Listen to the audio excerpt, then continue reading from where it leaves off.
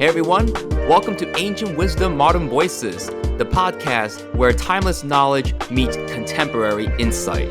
Each episode, we bridge the gap between the past and present, bringing ancient insights to examine today's most pressing issues. Join us on a journey as we explore how the old can illuminate the new.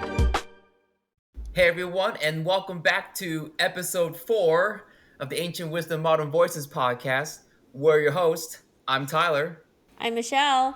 And I'm Nina. And hope everyone is doing well wherever you're all listening from. Hey, do us a quick favor and give this podcast a 5-star review and subscribe here on Spotify and Apple Music. Your support means the world to us. And today we're going to be talking about a topic that feels very timely in our world today, which is the difference between knowledge and wisdom. Because right now we live in a time where you can Google anything, you can binge watch lectures on any topics on YouTube, and now we can even use AI to summarize and calculate anything in seconds. But with all this available access to knowledge, why is it that many of us still feel lost? Now, the philosophers of the past, they actually made a very clear distinction between knowing something and understanding it, between memorizing facts and making wise choices. And today we're going to explore that gap and how closing it might just change how we live, learn, and even lead. And one of my favorite ways this distinction is expressed comes from two philosophers. One is from Lao Tzu, who wrote, "Knowing others is intelligence, knowing yourself is true wisdom." And from Socrates, "The only true wisdom is in knowing you know nothing." Now, both these quotes, they point to something deeper. Wisdom isn't just about mastery, it's about humility. And it's also about self-awareness. And it's also about seeing the limits of your own knowledge and still showing up with curiosity. So let's begin with a question that I want to ask everyone is, what is knowledge and what is wisdom? And how exactly do we define it? I feel like both terms often get used interchangeably, but I do think there is a distinction between wisdom and knowledge, or the difference between a wise person versus a knowledgeable person. So, knowledge is the accumulation of facts, information, and skills through learning, whereas wisdom is the ability to apply that knowledge that you learned at the right time. And so knowledge comes from learning, reading, and going to school or wherever you get the education, whereas wisdom comes from the experience, the application, and reflection. So a wise person doesn't just know how to spit out facts and information, they know when and how to use it. And I think that goes back to the quote that Tyler referenced in the beginning from Lao Tzu, right? He said that knowing others is intelligence and knowing yourself is true wisdom. And I think this quote, when Lao Tzu said knowing others, I think others, as Michelle mentioned, can really be broadened into knowing not just like other people, but just other facts, other information. But at the end of the day, knowing the outside world is generally be considered knowledge, while knowing your inner self would be considered wisdom. At least for me, I say knowledge helps you sound smart, and knowledge can help you win debates with facts, with logic, and proof. But what makes wisdom different than knowledge is that wisdom is the ability to live out those complex ideas. So knowledge is the ability to understand complex ideas, whereas wisdom is the ability to live them out, especially when it's inconvenient or it's uncomfortable. So, and then when we think knowledge, I feel like when we say knowledge, it seems to be more like more individual, more self-focused. Like, what do like I know? Like, what do I know about this subject matter? And what do I know about this topic? And wisdom is more relational. Like, it shows up in our interactions, how we treat people, how we handle disagreements, how we carry ourselves under times of pressure and uncertainty. And actually, there's a very great quote from Epictetus. He said, "It's not what happens to you, but how you react to it that matters." So for me, knowledge, it fills our mind, whereas wisdom, it helps transform our character. And knowledge makes you sound smart and impressive, but wisdom makes you more trustworthy and wise. And I feel this leads us into our next question, which is, how does experience contribute differently to knowledge and wisdom? Because experience definitely does shape both, but not necessarily in the same way. So let's dive deeper into that. When I was thinking about this quote, I'm thinking from a quote from Confucius in which he said there's three methods in which we may learn wisdom. First, by reflection, which is noblest. Second, by imitation, which is easiest. And third, by experience, which is bitterest.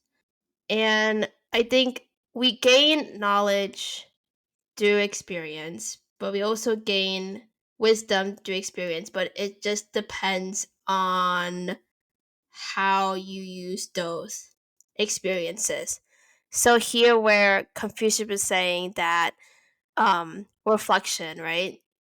Mm-hmm. You can gain knowledge and wisdom from the same experience, but if you don't reflect upon something, then you may have only gotten knowledge Mm-hmm. and not wisdom, and vice versa. That's true, because let's say we go through something like a setback or something Right. that didn't go as well. Like you learned something from, let's say, the book on how to apply a certain skill, but it didn't go the way you thought it would go. It's what do we learn from that experience so that the next time when I encounter it, am I going to make the same mistake again? Or because of that experience that I had, I now know what to do. And it's almost like having foresight. Like before even actually doing something, some people, like throughout history or even currently, some people just, because of the experience they had, they are able to kind of just know before doing something that this might happen as a result of doing it. Yeah, this actually leads into my next question, right? So, which is how might a wise person and a knowledgeable person handle the same dilemma differently? We just discussed about the difference between knowledge and wisdom. So, Hmm. how might a wise person and a knowledgeable person handle dilemmas differently?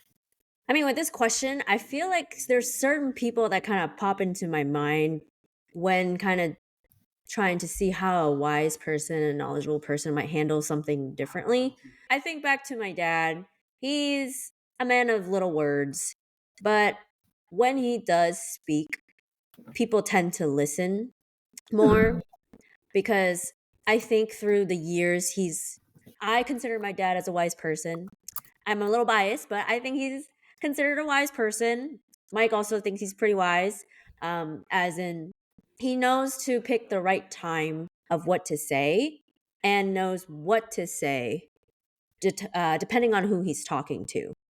He's considering the audience, he's considering what they need uh, in that situation.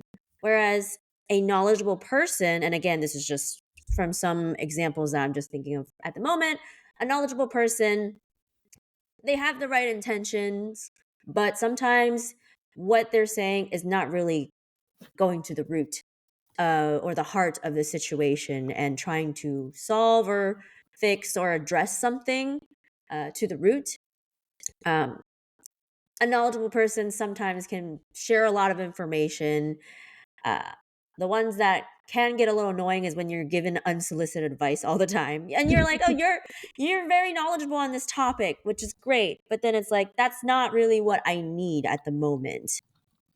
So that's just like some surface level initial thoughts when I'm thinking of this and like thinking back to some examples that I've encountered. Mm.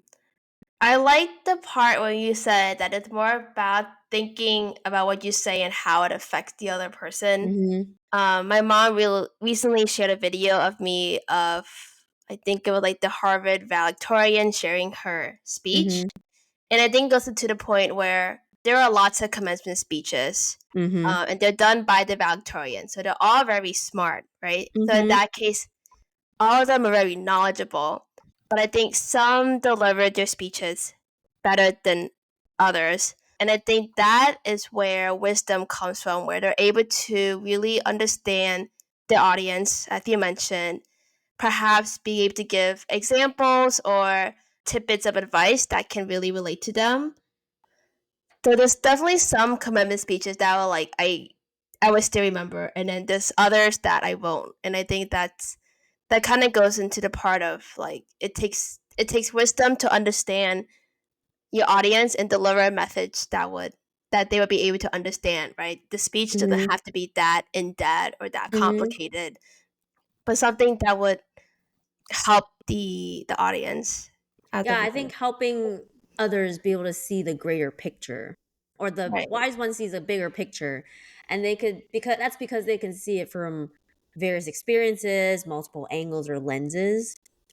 And I think circling back to the question of how would a wise person and a knowledgeable person handle the same dilemma differently, for those who've watched Avatar: The Last Airbender, I remember this scene with Uncle Iroh where a mugger was trying to, I think, Oh, I know that scene. Uh-huh. the mugger was trying to take his money, I think, and then Iroh was like, first of all, your stance is terrible. And then started to really understand the other person, being like, why are you mugging me? And it turned out like the person didn't have enough money for his family or something. And so through that, I think I was able to teach the person like a more, you can correct me if I got this part correct or wrong, Michelle. But I think Iroh like ended up teaching the mugger like a more noble way to, or like maybe offered a spot in the tea house. I don't remember exactly, but um, I think a normal person would have just like ran away or fight Mm-hmm. back or something, right? Thinking about themselves. But I think what Uncle Iroh does differently is that he is able to understand their point of view and was able to help them as a result, even though that other person was intending to do harm. Mm-hmm. Mm. Yeah, that's a good example. I mean, when people think of Uncle Iroh, they just think that he's the wise person of Avatar. Right. And not everybody's a fan of Korra or the series of Korra, but even in time of need, they thought of, oh, Uncle Iroh. He was the wise one. And in that example, Nina, you're really close, but he, in the sense that he did guide him to a different path instead of being Mm. a mugger. He told him, oh, you could be a masseur, okay, instead of a mugger. But it was a funny scene because he's just like, what do you mean what I'm doing? I'm mugging you. Give me your money, old man. With that stance. And then he just quickly knocked him down, and then they had some tea and talked about their life, like you said. But I guess another quality from that example that you just said, Nina, is when handling a situation, I feel like a wise person does a lot of listening.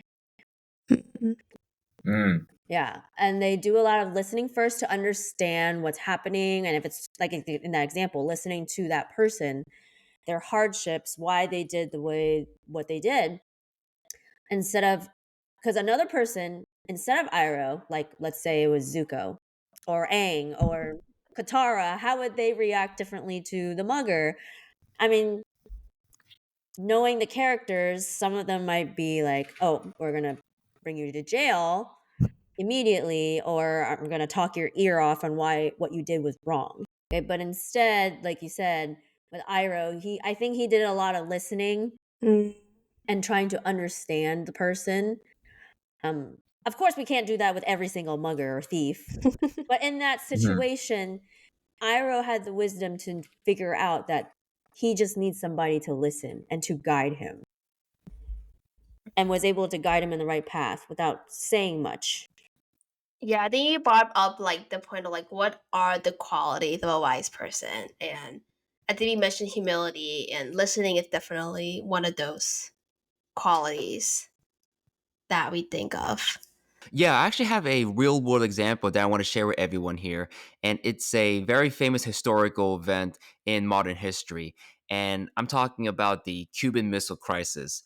And we learned about this in US history class. Now, for our international audience, the Cuban Missile Crisis was an event that happened in October 1962. And this was a point in history where the world was very, very close to nuclear war. Now, this event, the Cuban Missile Crisis, happened during the Cold War, which was happening between the United States and the Soviet Union. So the context of this was that the Soviets had placed nuclear missiles on the island of Cuba, which is located 90 miles away from the coast of Florida. Now, the president of America at that time, John F. Kennedy, he had a meeting with his military advisors on how to deal with this situation. And his military advisors were all very intelligent, very experienced and well informed, they all urged President Kennedy to order immediate airstrikes and even suggested a full scale invasion of Cuba. Now, from a military standpoint, it made sense: neutralize the threat, project power, and end the crisis as soon as possible. Fortunately, JFK did not follow their advice. Instead, this is where his wisdom showed up, because Kennedy understood that had they launched an airstrike or even an invasion of Cuba, this could trigger a nuclear response from the Soviet Union, and this can lead to nuclear war. So instead, he chose a different solution. He ordered a naval blockade of the island of Cuba, but instead of calling it a blockade, he used the term quarantine. Now, the reason behind this is because had he used the word blockade, it would imply an act of war. And under international law, a blockade is considered an act of war. And this would also significantly increase the risk of escalating tensions with the Soviet Union. So instead, Kennedy used the term quarantine, which sounds less aggressive, and it conveyed a more defensive stance, and it also implied a measure taken to prevent the spread of something harmful, rather than a full-on declaration of war. And by doing this, it allowed JFK to apply pressure on Cuba without directly confronting the Soviets. And in addition to that, John F. Kennedy also used back channel diplomacy. The leader of the Soviet Union at that time was Khrushchev, and President Kennedy and Khrushchev were having back channel communications. And part of the deal that they worked out was that the US would remove missiles from Turkey in exchange for the Soviets withdrawing their missiles from Cuba. And by doing this back channel diplomacy, JFK also helped Khrushchev save face at home, because had this negotiation been public, Khrushchev would have been publicly humiliated and embarrassed back home in the Soviet Union. So as this whole crisis played out over the course of 13 days, and the whole world was very fearful about what was going to happen next, Kennedy led with wisdom. And fortunately, he used his wisdom, because had he listened to his military advisors, it would have caused a military conflict and even a global nuclear catastrophe. So fortunately for the whole world, Kennedy used his wisdom, and it was able to diffuse the situation and prevent a global catastrophe. Right. And as we're sharing these examples and talking about the difference, I think it's also important that we say that, being a knowledgeable person isn't a bad thing. It's just that being wise, like if we think of a wise person, a knowledgeable person, I mean, to be considered wise, I feel like if we want to have some kind of scale, it's like a wise person is like it's like deeper or like higher than that, because they have a deeper understanding of something. And then another example, since we were talking about cartoons earlier, it reminded me of Kung Fu Panda with like Master Shifu and Master Oogway. And then when I think of the two of them, I think Master Shifu is like somebody that's very knowledgeable. He knows a So lot. true. Yeah, he knows a lot about Kung Fu, all the techniques, all the skills, and he just knows a lot about how to teach others to be very skilled and disciplined. And he himself is also very disciplined and tactical. But he's also rather rigid, because he has like symptoms of being a perfectionist and driven by expectations, as we see how he was treating Poe when we found out that he was the dragon warrior.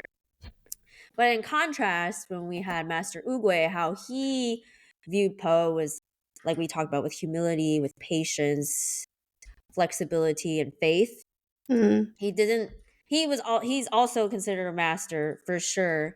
He knows the kung fu techniques, the skills for sure, but what Shifu is still learning to have is that, I guess, patience, belief, the openness, instead of just sticking to what you think you know. Right. And I think throughout that first movie, which was like my favorite like cartoon movie, by the way, there's like that part where Master Shifu suddenly realizes the way to teach Poe is not do like the way that he taught all of the other people, right? So he had a lot of knowledge, but he finally got the wisdom that the best way to teach Poe was through food. And so I think, yeah, having that insight with an example where Master Shifu gained some additional wisdom in terms of this is how you can teach. Not everybody fits in like that same box, Right. Mhm. but you can still train Poe to be a giant warrior in a different way. Not by what you think is right, but what he needed. Right. And also believing in them too. Mhm. Very true. Yeah, and then like how you guys mentioned with Confucius, I mean, that's how he was with all his disciples. The disciples would ask the same question, maybe in a different way, but essentially the question is the same. But depending on who Confucius was talking to, his answer would be different because he's answering it based on what he knows of that disciple and what they need. Yeah, that's so true. That is super important for us to keep in mind when we're reading the ancient texts because sometimes they can be confusing, but it's also because they were said in a very specific context for a very specific person. I think in Buddhism, That's true. there's a saying how very similar to what you said about Confucius, but Buddha would give a different answer for every person because they say there are like 84,000 different types of they use the term defilement, but it also just meant like conflicts that people have and just a specific the targeted answer for each one. Right. Yeah, Nina, you just bring up a really good point when we read these texts or reading these stories because maybe we don't really understand why Confucius said it, or other philosophers or experts say what they say because we weren't the target audience at that moment. Right. But it's something to consider is the context. Especially. Hmm. So true. And I think that also shows that wisdom, having wisdom or a wise person can be applied or can be in different domains of life, like Mm, their expertise. It's not a specific profession. It can be anywhere. It can be anyone. And like we talked about how a person is not born with wisdom because it's something that you can gain right. throughout your lifetime. And then going back to the original question about dilemmas is there was a question that a ruler once asked Confucius. And sometimes when you're asked these hypothetical questions, you can kind of determine if this person has knowledge and or wisdom. Mm, So this question that was asked by a ruler to Confucius was about like, okay, if we're weighing three essential resources in a kingdom, like food, which is survival, military for security, and trust for social cohesion. Um, in that example, he was asked, which one is the most important, or which one can you not have in a kingdom? Like you must mhm. have it. And so, depending on everybody's situation or angle, you might have a different answer. Like somebody might say military, like you must have that, or food for survival. But for Confucius, he responded and said that trust is the foundation for everything else. Without it, food and force become meaningless because people won't follow or cooperate. So there has to be trust within everything and faith. Right. Yeah, absolutely. Additional characteristic of a wise person that we've been adding on since the beginning. Trust and faith. I love it. Yeah, so since we're talking about that, I think that can lead on to our next question. How does or what does emotional intelligence have to do with wisdom? Because, having wisdom is not really just about making smart decisions, but is also making a humane decision, right? Mm. And I feel that emotional intelligence really does play a big factor in it. So I just want to open up the floor to everyone here as to what does emotional intelligence have to do with wisdom? Does it go hand in hand? And do you need wisdom and not need emotional intelligence, or do you both need to go hand in hand together? Yeah, I think they're pretty closely related, but they're not exactly the same. I think Mm-hmm. all of the qualities of a wise person that we mentioned earlier, like empathy, benevolence, trust, faith, they all have to do with good emotional intelligence as well. What I would say maybe the main difference is emotional intelligence from my point of view with understanding the other person's need, but even if you do understand their needs, how you react to it could differ. And I think that's where Yeah. wisdom comes in. Yeah, I agree with Nina. I don't think emotional intelligence and wisdom are the same, but they are closely related in meaningful ways. So, if somebody has high EQ, it means that person is not only attuned with their own emotions, but also other people's emotions. Like they Mm. can read social cues, they can manage their reactions, they can navigate interpersonal dynamics effectively.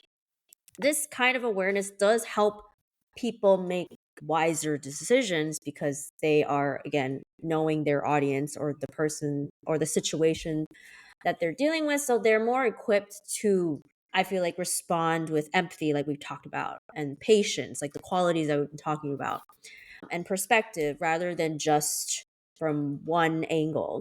So I feel like typically, but not always, typically a wise person does have high EQ, but a person with high EQ doesn't necessarily mean they are wise overall. Because having wisdom, you need to have deeper judgment and that reflection, that thinking. So I feel like this is an interesting question that I've never really thought of before. So those are just some of my thoughts so far. Yeah, I really appreciate what you both just shared right now because you're both right. Emotional intelligence and wisdom, they aren't the same, but they are very deeply interconnected. And when I think of emotional intelligence, I think of it as the bridge between knowledge and wisdom. It takes what we know, such as the facts, the logic, the good intentions, and it helps us translate that into the right action, especially when we're dealing with other people. Because the truth is, you could be right in theory, but completely wrong in tone. You could be factually correct, but you can also totally miss the heart of what's needed in the moment. And this is where emotional intelligence comes in because it's not about what you know, but it's how well you understand people. Emotional intelligence, it gives wisdom depth and traction. It helps you to read a situation, not just to react to it. And it's also where restraint and empathy and humility all come into play.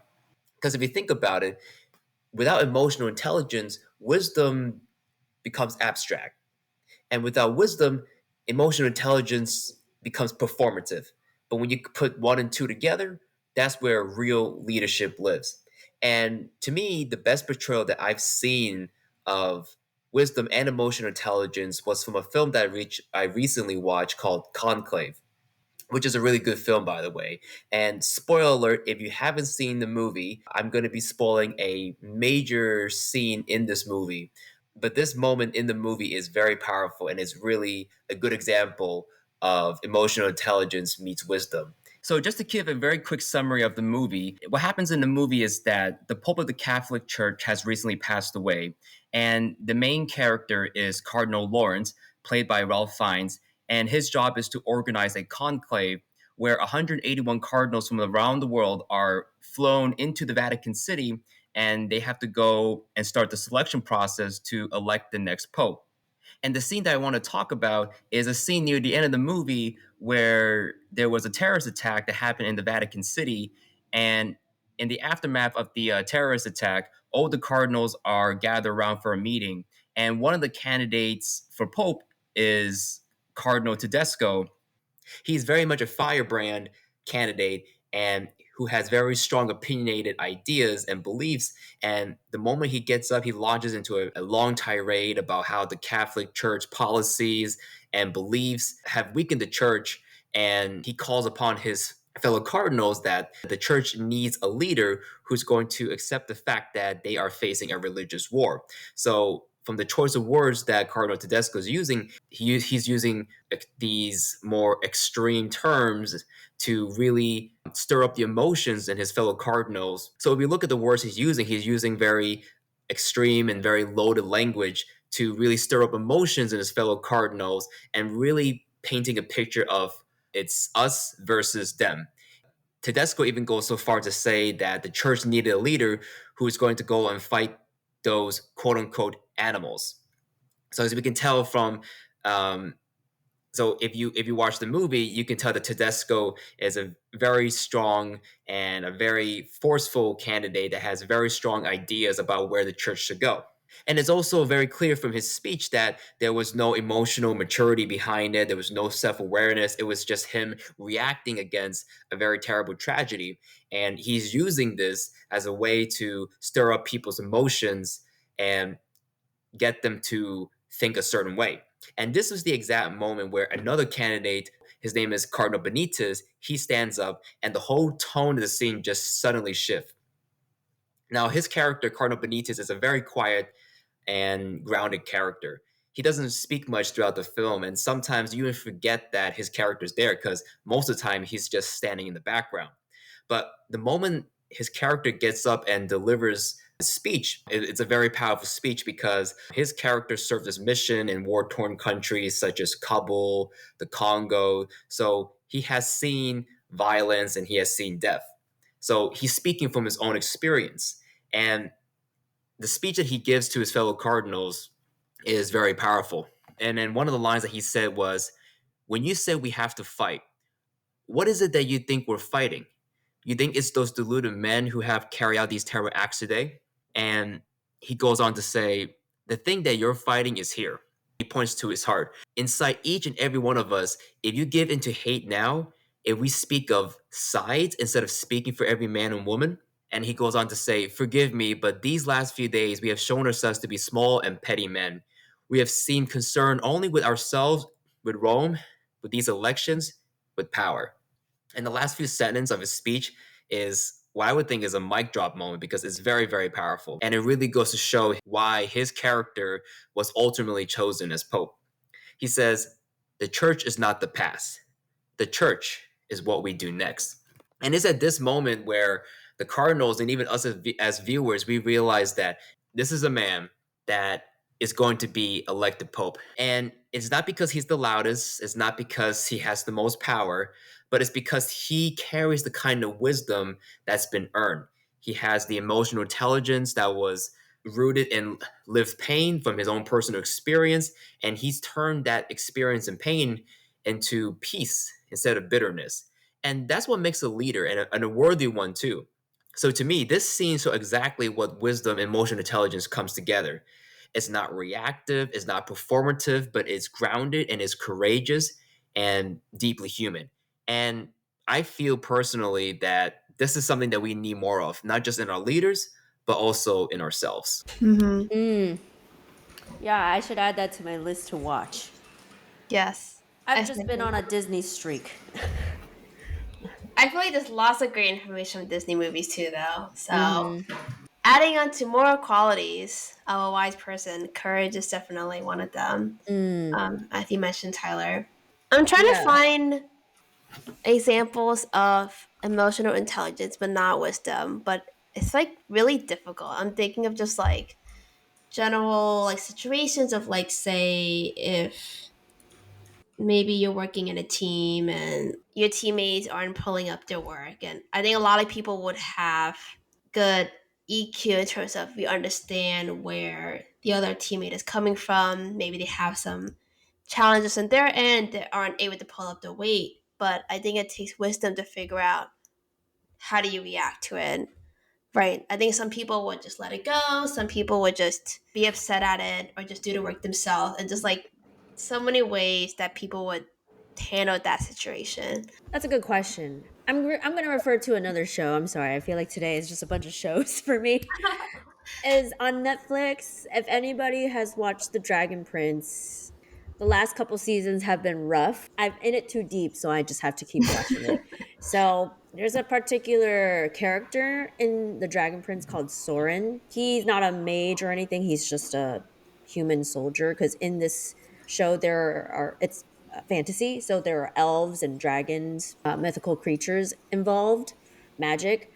And so Soren, he is a human soldier, and I feel like he's someone that has pretty good emotional intelligence, but he's someone that lacks wisdom compared to his other friends. He's able to recognize his own feelings, like the hurt that he felt from his dad and his sister. He's able to recognize other people when they're feeling upset. So he has a good sense of that.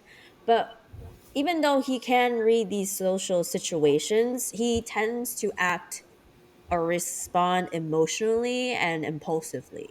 Like he can recognize the situations, but then he does something that might make the situation worse, like we were kind of talking about. So that's someone that I'm thinking of in the show that he has pretty high EQ, but he doesn't have as high of a wisdom compared to others. In the same show, another character, one of the main characters, Callum, he's a mage and also a human. Long story short, he feels guilty about something that he messed up on and he's trying to make reparations for what he did. Mhm.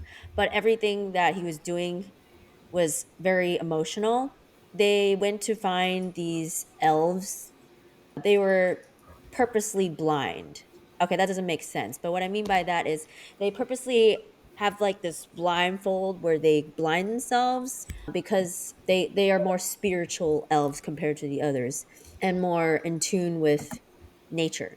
So, anyways, he's going to them to find answers of what he should do, but they recognize that he is in a very emotional state and he is seeking a certain answer, but they know that they're able to also get visions. They chose not to tell him the future that's going to happen. They're trying to guide him to find answers within himself instead of trying to give him the answers. Hmm. Embrace the uncertainty and become aware of your own emotions and accept the mistakes that you've had, and knowing that then he could have space for growth. So having high EQ can help people make wiser decisions, because what if those blind elves, they recognize his emotions and that it's very heightened and they told him the future that he was supposed to have? Probably would have changed the future in a negative way. Somehow this is reminding me like Frozen when when Elsa like locks herself in her Mhm. childhood years. Not because she doesn't care about Anna or her family, but actually because she cares almost too much. Like I think Mm. she has high EQ in that sense. Like she's worried Yeah, about yeah. hurting, and she realizes that she could hurt other people, but it wasn't necessarily the wisest choice that she could take to lock herself up. Like we understand why she did it, Right. but she missed on a lot of key moments growing up with her family. Yeah. Awesome. I'm loving this conversation so far. And going on to the next question, and it's a question that I myself find myself thinking about this too. And my question is whether wisdom is something that you can teach to someone? Like, can you actually teach someone wisdom? Or is wisdom something that you gain only through your experiences that you encounter in your life? What do we all think? I was looking through some ancient quotes and philosophers on this, and I feel like it's a combination of both. So I feel like Confucius is more on the side of wisdom is attained through experience, right? Because the quote that I mentioned earlier is like, we learn wisdom through reflection or by imitation or by experience. So Confucius is directly saying we gain wisdom from experience, essentially. But I was also looking up a quote from the Sixth Patriarch. For those who don't know, the Sixth Patriarch is like a prominent figure in Buddhism, and he says that the wisdom is inherent in every one of us, but it's because that our minds are deluded that we fail to realize it within ourselves, and we have to seek the help of someone who's wise for us to figure this out. So I think it's a combination of both experience, but also inherent in some sense. So this question was actually talked about when between Socrates and Meno. If you're not aware, in this specific dialogue, is that Meno asked Socrates whether virtue, because in a previous podcast we talked about how wisdom is a virtue. So Meno asked Socrates whether virtues can be taught, and we all know Socrates' method of teaching. It's a lot of questioning. Similar to Confucius, not direct answers. And it's very intentional, I feel like. So Socrates in his guidance of what virtue is that he distinguishes, or getting Mino to understand that knowledge and wisdom or virtues are different. And that's why, like Tyler mentioned, that Socrates says, I know nothing. It's because you need to first recognize as a person that we don't know everything. And this is what my dad says, something similar too, in connection to this, is that when you think you know everything, you don't have any more room in your brain or mental capacity to learn more, to absorb more, because you're already, it's like a fixed mindset. You just know everything already. Mm-hmm. Whereas Yeah. a wise person is open to exploration and learning more complex questions and to think more deeply, I feel like. So in his dialogue with Mino, it kind of came to the conclusion that it's wisdom is not just acquiring facts and information. The process of awakening yourself and discovering the truth and understanding is through questioning and reflection of what you're doing. So I think a person can't be taught wisdom, but I think people can be guided toward it, to understanding it. Like the example I gave of Socrates and Confucius, they never give the direct answers. They just guide their disciples or their students to develop their own answers, to question their own beliefs. Yeah, I think on the subject of whether wisdom can be taught, Confucius said that you could learn Mm-hmm. wisdom through imitation. So in a Mm-hmm. sense, that's almost kind of taught because you're kind of imitating somebody, like perhaps someone who is more righteous than you. You can imitate or learn from them. But at the end of the day, I think to gain that true wisdom, it does have to be inherent and Right. from yourself. But at the starting point, you could definitely learn or copy what other people do on the surface. Exactly. To kind of help guide you towards developing that inherent virtue of wisdom.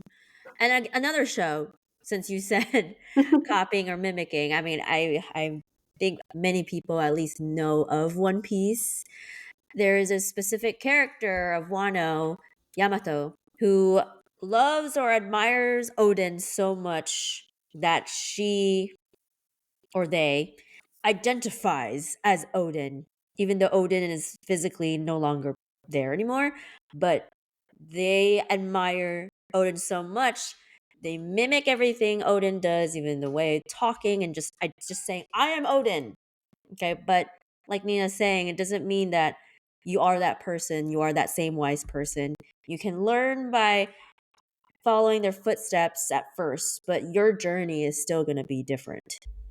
All right, so this has been a really great discussion, and let's keep this conversation going. So, right now, we live in a time where artificial intelligence is everywhere. We have so many new AI search engine. We have ChatGPT, Perplexity, Gemini, DeepSeek, you name it. And it really feels like there's always a new AI search engine that's being released that can do many different functions, store vast information, recall information, create images, even now create videos, and most importantly, mimic human reasoning. But as amazing as all of this is, it really begs a big question that I really want to ask everyone here today.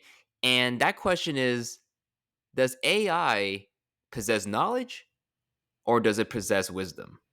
Oh my gosh, what if we actually asked our AI? Like if we asked them, do you think you have wisdom? I Oh, want to you want to know. try that? Let's do that. Let's put that to the test. Whoa, that'd be so funny. Yes, ChatGPT. Do you have ChatGPT. wisdom or knowledge? So you're asking? I'm asking it You're right now. asking? Okay. Okay. Why would you ask? So I said, ChatGPT, do you have knowledge or wisdom? And this is what it says. Oh, okay. Great question, Tyler. I have knowledge, a lot of it. I can retrieve facts, summarize concepts, analyze patterns, and even mimic reasoning based on patterns of human behavior and historical data. But wisdom is something else. Wisdom involves judgment rooted in experience, moral discernment, understanding of human emotion, nuance, and consequence, and the ability to know when not to speak or act. That's where I fall short. I can simulate aspects of wisdom by drawing from wise thinkers and applying logic, but I don't live, suffer, grow, or face consequences the way humans do. I haven't made mistakes and learned from them. I don't carry the emotional weight or choosing I don't carry the emotional weight of choosing between two imperfect options. So I can offer the appearance of wisdoms at time. Mm. But true wisdom requires lived experience, conscious, and often humility in the face of the unknown. Those belong to you. Wow. That's Not what I actually a low expected. key, very wise answer. Whoever like tuned that model was very Yes. good. uh, that's so funny. That was a well-rounded answer. I have to admit that was really good. You can even say that with a wise answer. Oh, there we go. So ChatGPT thinks that it can offer words of wisdom, but it's not necessarily wise itself. I guess that answers the question. That was a fun experiment. It really was. All right, so this brings us to the bottom of our episode, and we had a really lively, very fun discussion in today's episode. So, why don't we go and share our takeaways from what we got from today's discussion? And I can go first. Really, wisdom is really developed through life experiences, right? So it's whatever experience that we go through in life is how we are able to gain the wisdom to make better judgments, better discern facts, how to give people advice. And that really comes through our lived experiences through our everyday life. And just reading facts and statistics and numbers from a book, that's really only knowledge, which makes you on surface appear smart, but if you don't apply it, it's just knowledge, right? So wisdom is more about what are we doing with these facts, these charts or these statistics, right? So with wisdom, it's more about how we able to utilize those facts or those numbers that's given to us to help make better business decisions, help give better advice, how to give people guidance. So that's really is wisdom. And wisdom is also goes hand in hand with emotional intelligence. So even though on surface they may sound alike, but they're actually two distinct things, but they actually a wise person also has the emotional intelligence. And because with emotional intelligence, it helps you to read the room better, really get the feel and pulse of how people are feeling, and knowing when to speak, knowing when to listen. So when you combine emotional intelligence with wisdom, you're able to give the best solution when you have a combination of those factors. So that's my takeaways from our discussion today. This was, I feel like, a very deep topic compared to the other episodes, but it was a good discussion, a good sharing. My takeaway is that starting with the difference between the two, knowledge essentially is what we think we know from school, reading books, learning, and personal experience, like we said. But wisdom is something deeper, and it's cultivated through reflection, learning from mistakes and challenges, and practicing qualities like humility, patience, and emotional awareness, only to name a few. I think something important to note is that a wise person may not always have all the answers, and they don't ever pretend that they do. And what makes them wise is their openness to questioning, their drive to learn continuously, and their willingness to listen, because it's not about knowing all the answers. It's about trying to find the truth and bettering themselves. And I feel like a wise person may also use their insight to guide other people. And like the two examples mentioned with Socrates and Confucius, they don't give all the answers, but they ask the right questions and create a space for their disciples to grow and to learn the truth at their own pace. So while in the world we're in now, since a long time ago, we fill our mind and our brain with knowledge, which is good. But then wisdom shapes a person's character, and it can also help the people shape their character, the people around them. Just some thoughts. That was a very deep thought. I was just gonna say you could learn a lot from movies was my Oh main my gosh, yes. takeaway, which I think was true given how many movie examples that Yeah. we mentioned today. So go watch movies. Watch movies and discuss them with your friends. Yes, exactly. I second that. Outside of movies, I think my takeaways was learning that a wise person have a lot of other quality in addition to being wise, right? Wisdom is like a bundle with empathy and trust and faith and benevolence, and you kind of need all of those things to be a wise person. A lot of wisdom is about our interpersonal relationships. How are we listening to the other person? What are the things that we say, and is it really attuned to the other person's needs? And I was like thinking about for this podcast, it's tough because we have a really large audience. So something that we are still thinking about is how do we make sure our message gets across and is useful for such a large audience that we have, right? And I think the last takeaway that I have is that gaining wisdom or having wisdom is a combination of experience, taught. We kind of debated this back and forth, but in some ways it can be taught, and in some ways it's also inherent. That's all I have. All right. Thank you, everyone, for sharing your thoughts. And a big thank you to our listeners for tuning in into today's episode. We hope you all got a lot of great value and takeaways from today's discussion.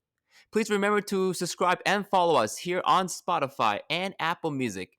And we're also on social media as well. Follow us at ancientwisdom_modern voices. Tune in next time to episode 5. See you all the next episode. Thank you for Thank tuning you. in. See Bye. you. Yeah.